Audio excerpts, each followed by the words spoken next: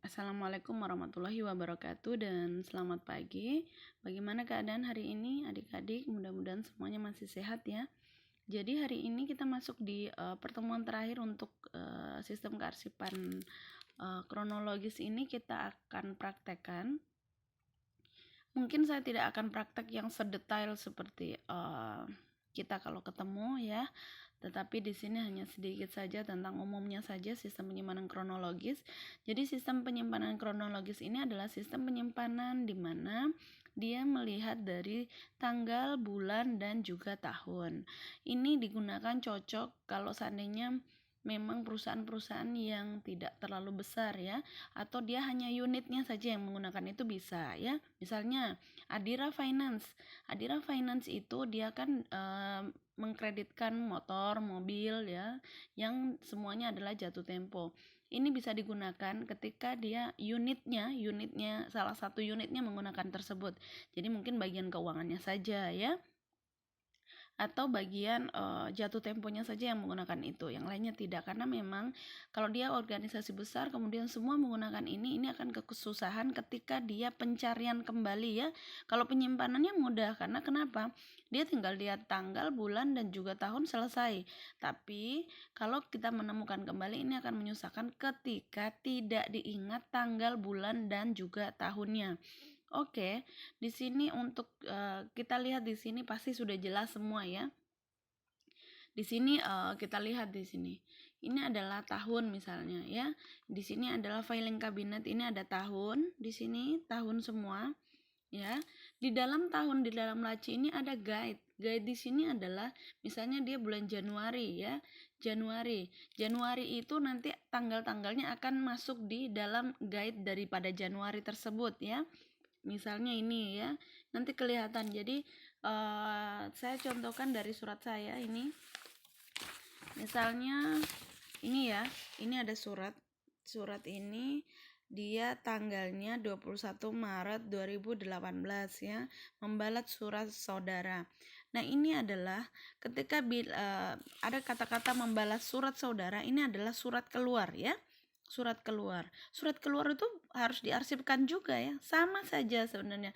Bukan saya tidak mengajarkan untuk surat keluar kemarin untuk diarsipkan, tapi sebenarnya surat masuk dan surat keluar itu penyimpanannya sama. Kenapa? Karena semua surat itu harus diarsipkan. Gunanya untuk apa? Untuk ketika ada masalah ataupun ada sesuatu yang ingin kita cari, suratnya masih ada ya. Jadi kalau di sini misalnya ini membalas surat saudara tentang permohonan keterangan nasabah kami ya. Ini adalah yang kita harus catat, tetap kita masuk di lembar disposisi. Lembar disposisi ini apakah dia rahasia, penting, biasa, ini tergantung dari suratnya ya. Kalau yang seperti tadi misalnya kita anggap biasa. Tanggal penyelesaian ini adalah tanggal ketika kita akan arsipkan ya. Kalau ini adalah nomor, sudah jelas nomornya, ini adalah nomor surat, asalnya dari mana, dari PT apa, isi ringkasnya ini bisa kita di sini kita bisa baca di sini ya. Ya, atau kita tulis perihalnya saja, tidak masalah. Yang penting surat tersebut memang bisa dimudah untuk dibaca oleh pimpinan ya, karena kita adalah sebagai orang yang mengarsipkan surat. Kemudian instruksinya, ini ketika nanti surat disposisi dikasih ke pimpinan, instruksinya pimpinan ini apa? Apakah di bagian instruksinya lanjutkan di bagian apa? Ya, misalnya lanjutkan di bagian pemasaran, di bagian keuangan, terserah nanti dari pimpinannya. Diteruskan kepada siapa bagian pemasaran. Surat nanti akan dikasih ke bagian pemasaran juga. Kenapa? Agar diketahui ya.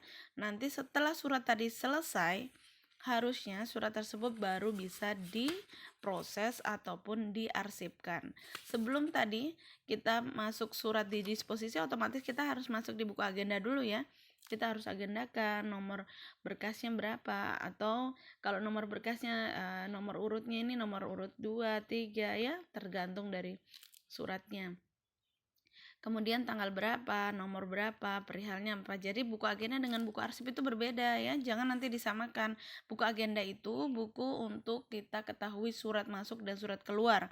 Bukan untuk mengetahui di mana tempatnya ya, bukan. Nah, di sini nanti kita akan masuk di buku arsip misalnya. Buku arsip di sini adalah dia misalnya buku arsip tahun 2017 misalnya ya. Berarti bulan Januarinya kita mau lihat di mana Januarinya ada orang ataupun organisasi yang dia khusus buku arsipnya misalnya Januari ya. Ada juga perusahaan yang langsung dia arsipnya 2017. Berarti nomor urutnya di sini adalah kita harus tulis ya, misalnya tanggal 28 bulan 1 2017. Ini nomor urutnya yang kita harus tulisnya. Ya, harus kita tulis seperti itu. Tapi kalau dia misalnya di sini sudah tertera Januari, berarti yang kita tulis hanya tanggalnya saja. 28, 29 ya. Kalau misalnya suratnya tadi banyak, misalnya di tanggal 28 itu surat ada 5. Kita tulis saja 28 sampai 5 ya. Nomor 28. Ada juga yang menggunakan, jadi ini ada 3 ya. Yang pertama adalah kita tulis nomor urut ini berdasarkan misalnya tanggal 1 bulan 2 2017. Kita tulis seperti ini nomor urutnya ya.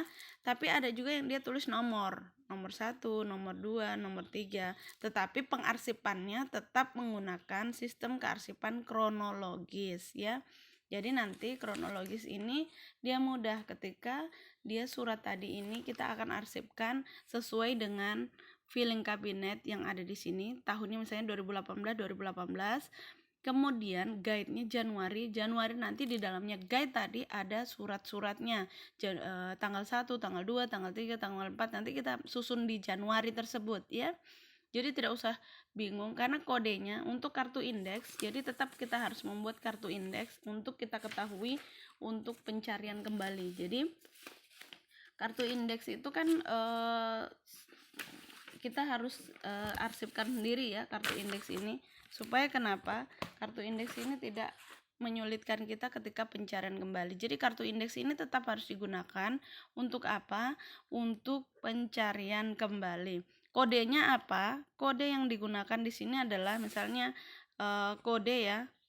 Kode di sini ada 14 Februari 2012, berarti 1402 kemudian 12. Ini kodenya ya di kartu indeks.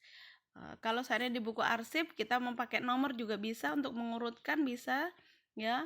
Tapi kemudian apakah dia menggunakan seperti ini langsung kode ataukah dia bisa menggunakan juga tanggal saja kalau tahunnya sudah ada di atas. Oke, nanti silahkan untuk ditanyakan kembali ya.